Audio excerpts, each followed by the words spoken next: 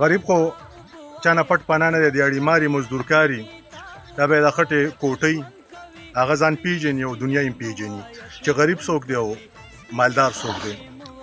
بل مونږ خو دا چغې په بېنظیر انکم سپورټ پروګرام کې والی چې یو سړی په ټوډي کې راغلی او هغه به د بېنظیرې پیسې اخیستې. نو نن چې زما زکات په دې تقسیمیږي چې یو سړی به تا ته بار پروت وي، تا به راولي چک به درله درکړي، هغه به تا ته وایي چې دا 6,000 ته واله او دا 6,000 ماله راکړه. دا خو ما نه ولیدلې. زکات کې زما ډېر اکسپیرینس دی. زکات ډپارټمنټ ته زه تقریبا د 2009 نه زما د کالج د دور نه زما پکې سکالرشپ ورکال. دلته تعلیمي سکالرشپ راځي، دا هر سټوډنټ حق دی، هر چا ته میلاویږي. ما خو دا اوسه پورې ونه لیده. په هغې کې ټریننګونه راځي، ما پکې په خپله ټریننګ کړی، مخره سکالرشپ هغې ته وایي. دا اوسه پورې ما ونه لیده چې د ساکوټ جدید نه پکې څوک شوي دي. د هغې سره په دې کې جهیز فارمونه دي چې لکه کمه کونډې د دې ځای کونډې مسکینې نادارې خلک دي، د هغې دپاره 1,00,000 روپۍ دي. هغه به پرې ځان د جهیز سامان علي. تاسو له کلیر کومه شپ شپ نشم کولی، ډایرکټ شلتالو یم.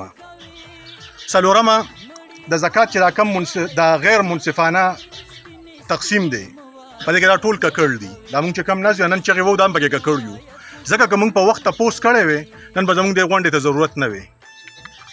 ځکه مونږ نه چې اکثر خلک وایي ورکر اتحاد که نه، نو ورکر اتحاد نن دا راټولېدی شي د خپل دغه دپاره که نه، چې هر یو د پیسو اورېدلي ټول کټ ته ختلي دي.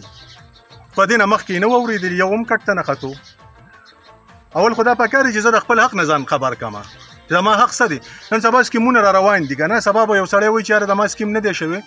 پکار دا دی چې مونږ اول د دې شي لکه ما له 12,000 روپۍ راکړي او 6,000 نه واپس رالي چې زه دا تپوس کوم چې چک د چا په نوم کټ دی.